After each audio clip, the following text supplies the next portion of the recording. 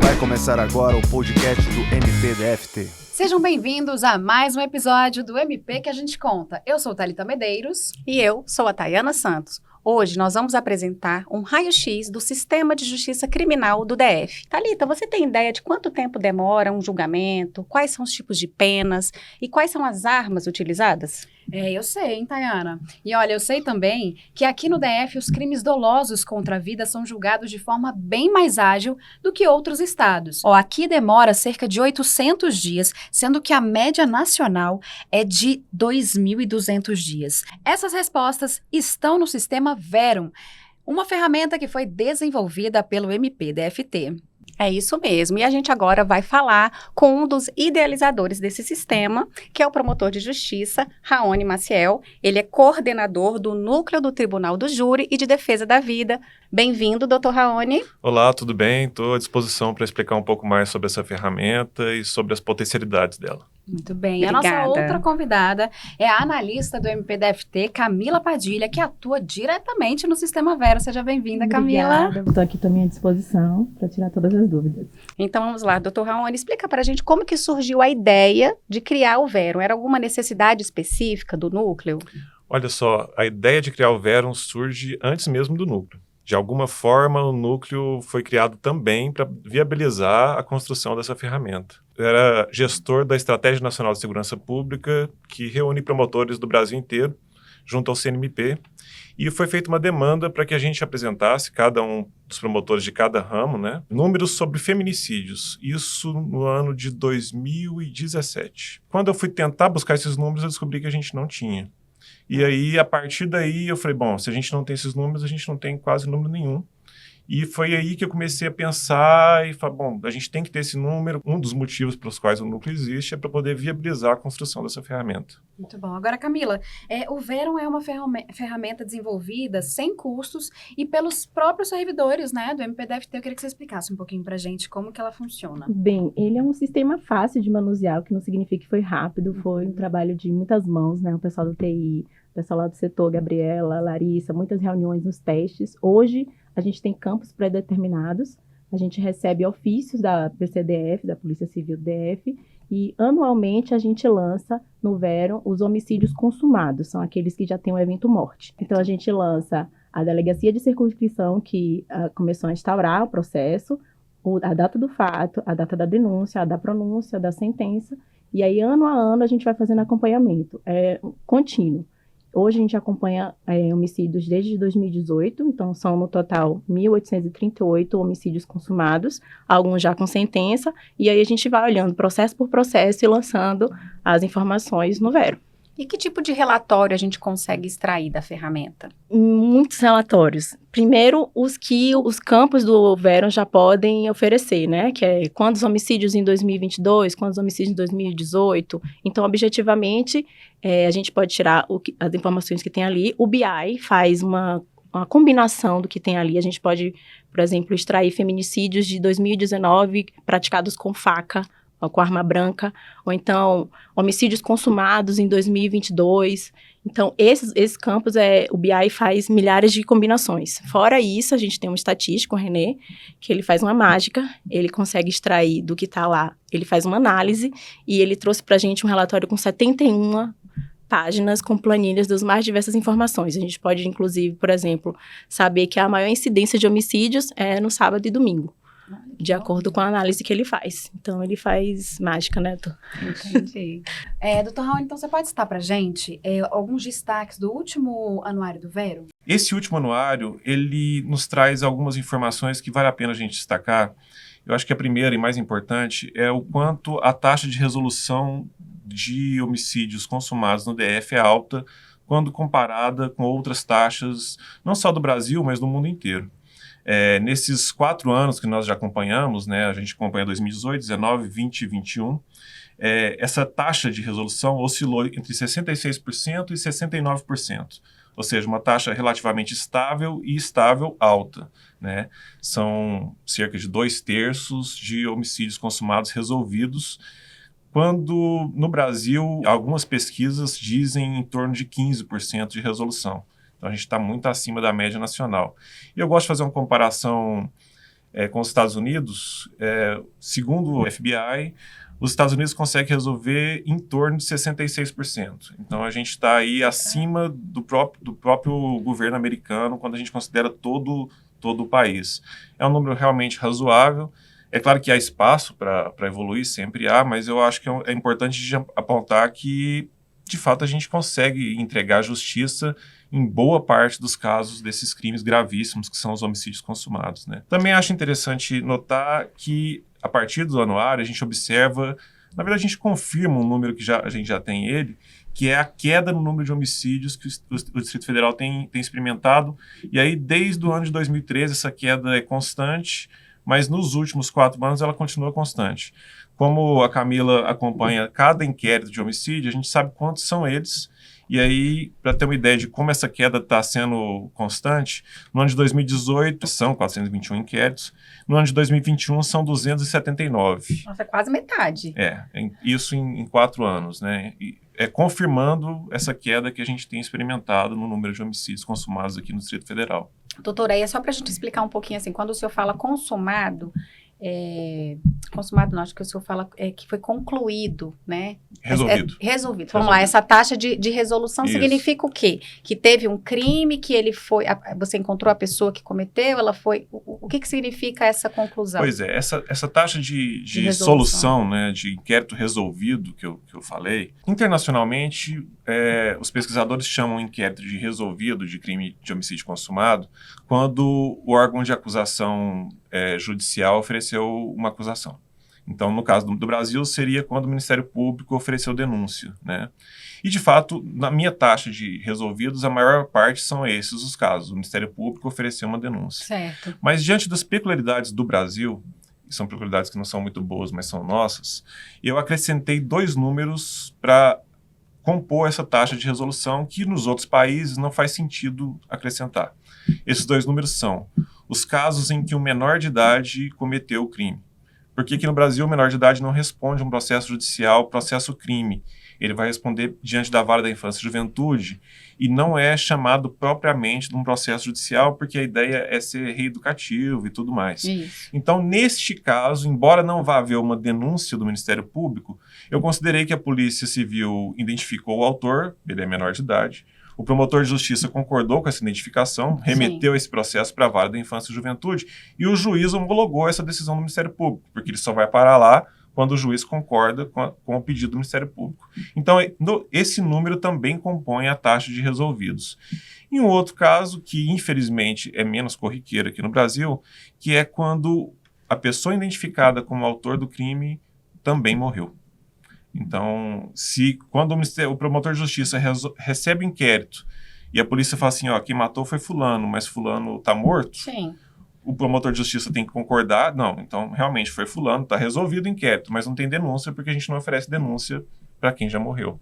E por que eu digo infelizmente? É porque, infelizmente, não é raro que o assassino seja assassinado mesmo antes do processo seguir em frente. Isso é uma coisa bem peculiar do Brasil, que é um país violento ainda, né? Isso, então, antes de ser resolvidos finalizado. seriam esses 3 números. Denunciados, arquivados porque o autor já está morto e remetidos para a Vara da Infância e Juventude porque o autor era um menor de idade. Ah, muito interessante. Doutor, e é importante a gente falar um pouquinho de como que acontece esse processo criminal, né? A gente aqui até na própria Secretaria de Comunicação, quando acontece um crime, as pessoas já ligam pra gente, falam, e aí, o Ministério Público vai denunciar? Por que não está preso? Então, quando a gente fala muito em prazo e em justiça, né, prazo, muitas vezes tem aquela questão, a justiça é lenta. Vamos explicar para as pessoas como é que acontece esse processo, quais são as etapas, né, para a pessoa entender melhor. Isso é uma oportunidade boa de explicar isso, porque quando a gente lançou esse último relatório, a imprensa divulgou bastante ele e eu vi a repercussão nas redes sociais.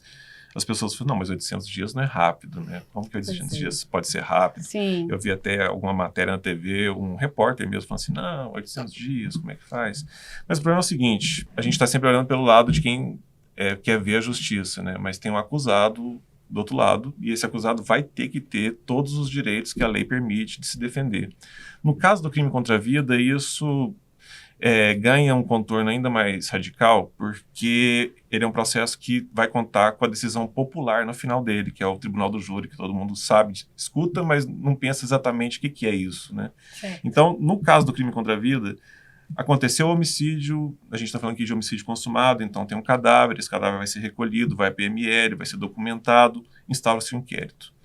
Na fase de inquérito, fundamentalmente, quem vai trabalhar é a Polícia Civil sob o controle externo do Ministério Público. Então, o delegado de polícia vai ser o presidente de uma investigação documentada no inquérito, vai tentar entender o que aconteceu, vão ser feitas perícias, vão ser ouvidas pessoas, tudo sob o olhar do Ministério Público como agente de controle externo. Quando o delegado encerra esse inquérito, ele remete esse inquérito relatado para o promotor de justiça. Se o promotor de justiça concorda com aquela decisão, oferece uma denúncia. Aí a gente vai passar a ter um processo judicial. Certo.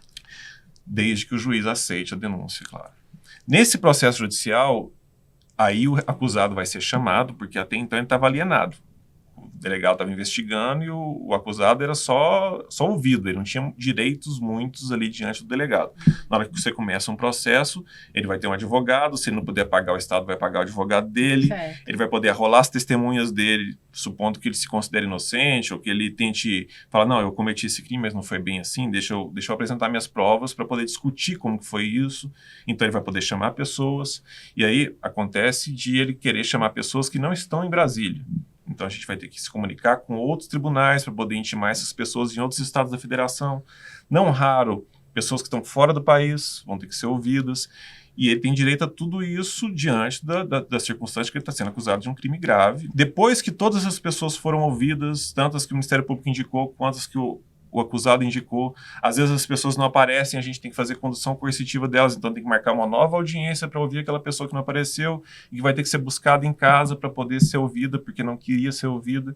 E vocês podem imaginar que quem é testemunha de crime nem sempre quer ser ouvido. Sim. Então, depois que tudo isso acontece, vai haver uma decisão do juiz que a gente chama de sentença de pronúncia.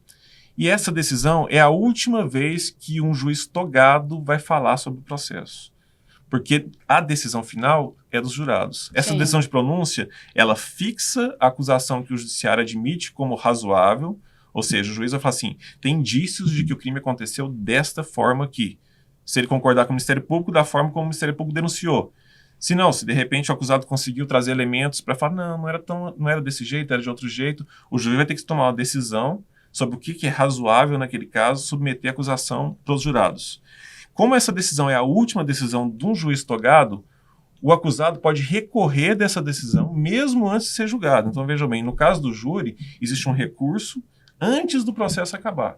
É o que a gente chama de recurso em sentido estrito. E aí os desembargadores vão ser chamados para dizer se confirmam a decisão do juiz ou se aquele ponto que o acusado não estava concordando tem razão. Ou mesmo o Ministério Público. Pode ser que o Ministério Público não concorde com a forma como o juiz pronunciou. Então, os desembargadores vão ser chamados a falar. Depois que os desembargadores confirmarem, é que esse processo volta para a primeira instância e aí a gente tem que submeter o processo para o tribunal do júri. Daí sim a gente vai ter o ato final, que é o ato em que pessoas do povo são intimadas para comparecer no Poder Judiciário, para serem sorteadas e comporem ou não um conselho de sentença formado por 7 cidadãos, e esse conselho é que vai decidir a causa.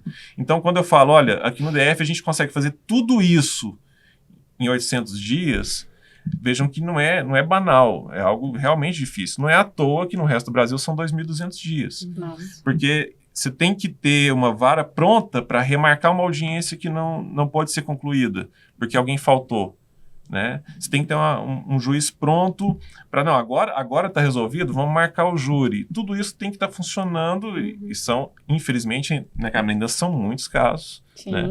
E é por isso que quando eu digo 800 dias é um tanto razoável, é porque, de fato, é realmente, dentro do que a lei exige, é razoável. E Camila, o interessante é que o Vero, ele permite identificar a atuação de cada instituição, os prazos de cada ação, né? Não é isso mesmo? Sim, a gente faz o registro pelas delegacias primeiro, né? É o primeiro campo que a gente preenche, é o número do MPDFT, o número do processo judicial, que eu procura no NeoGAB, e a delegacia, que fez a instauração do inquérito.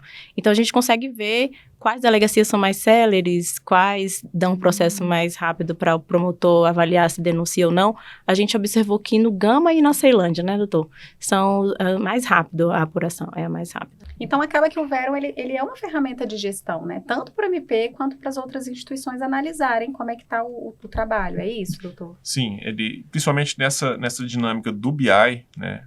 Ele é uma ferramenta de gestão. Hoje, a gente já disponibiliza o acesso dele para a Secretaria de Segurança Pública. Né? A gente faz reunião bimestral com a Secretaria de Segurança Pública, eu e o Dr. Marcelo Leite. E aí, numa dessas reuniões, a gente ofereceu e eles aceitaram. Então, eles já têm acesso a essas informações ao mesmo tempo que os promotores têm. E eu imagino que a ideia é que ela também seja oferecida para os juízes, porque dentro do sistema de justiça criminal, eu sempre falo isso, é claro que cada instituição tem um papel, né? Sim. As instituições, elas têm dinâmicas próprias, têm culturas institucionais próprias. Existe uma fricção entre elas que faz parte do sistema. Então, às vezes, o delegado fala uma coisa, o promotor não concorda, o promotor fala alguma coisa, o juiz não concorda. Isso faz parte do sistema. Mas a verdade é que a prestação de serviço, ela é do sistema. Então, para o cidadão, não interessa o que o delegado achou, o que o promotor achou, se foi o juiz que falhou. Não. O cidadão quer saber, no final, a entrega de justiça, né? Então, a ideia do Verum não é tanto apontar onde está a falha, quanto oferecer oportunidade de que as instituições entendam como é que está acontecendo tudo e trabalhem de forma cada vez mais coordenada para que a prestação de serviço para o cidadão seja mais séria. Porque é isso, ou funciona o sistema, ou o sistema não funciona. Né? As instituições sozinhas, elas não fazem nada nem para o bem nem para o mal. E qual é o impacto, então, que o Verum pode trazer para a sociedade? Eu considero que ele já traz um impacto grande por oferecer a possibilidade de discussão baseada em evidência. Né? Infelizmente, segurança pública no Brasil é muito feita de acordo com achismo. Infelizmente é isso. As pessoas têm uma ideia de como é que ela devia ser, uma ideia de o que está errado, e argumentam, e aí às vezes um fala mais alto, outro fala mais baixo. Fica tudo muito baseado em percepção individual, subjetiva. O Verum, quando ele oferece os números objetivos do que está acontecendo, ele permite que a discussão seja feita baseada em evidência. Esse é o primeiro passo. O segundo passo é esse que a Camila apontou, né, de chamar a academia, através dos relatórios do René, chamar a academia para poder estudar o que está acontecendo. Sim. Porque, claro que eu, como promotor, eu olho para os números e tenho uma opinião, né? Mas o pesquisador tem a vantagem de estar fora do sistema e poder lançar um olhar independente, um olhar novo, e, de repente, apontar para a gente, dentro do sistema, seja promotor, delegado ou juiz, apontar para a gente solução para os problemas que a gente enfrenta e que a gente talvez não esteja vendo essa solução.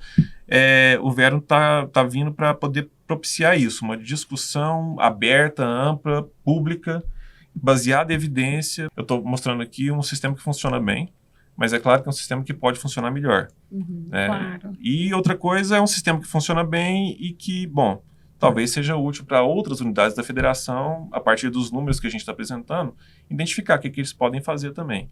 A ideia é essa. A ideia é permitir discussão, permitir que isso seja público, e 800 dias é pouco, mas talvez dê para fazer em 600. Sim. Né? A ideia é essa. Sim. Interessante, né? Porque é trazer a tecnologia ao nosso favor, né? E o MPDFT tem investido nessa área, inclusive a gente tem um núcleo de ciência de dados, justamente para trazer esse tipo de ferramenta para dentro do MP com resultados para a sociedade. É verdade, tá? É importante registrar que o MPDFT já desenvolveu painéis baseados em Business Intelligence, que é o BI, né? Para outras áreas, como saúde, entorpecentes, pessoas idosas, crime de racismo, enfim, e muito mais, né? E hoje nós apresentamos apenas uma dessas ferramentas do Ministério Público, né, como o Dr. Raoni explicou e a Camila falou, que trazem, né, essa segurança tanto para o MP, para as outras instituições, e a gente quer chegar lá na ponta, né, que a sociedade tenha um processo mais célere, que a gente possa identificar cada pedacinho desse processo.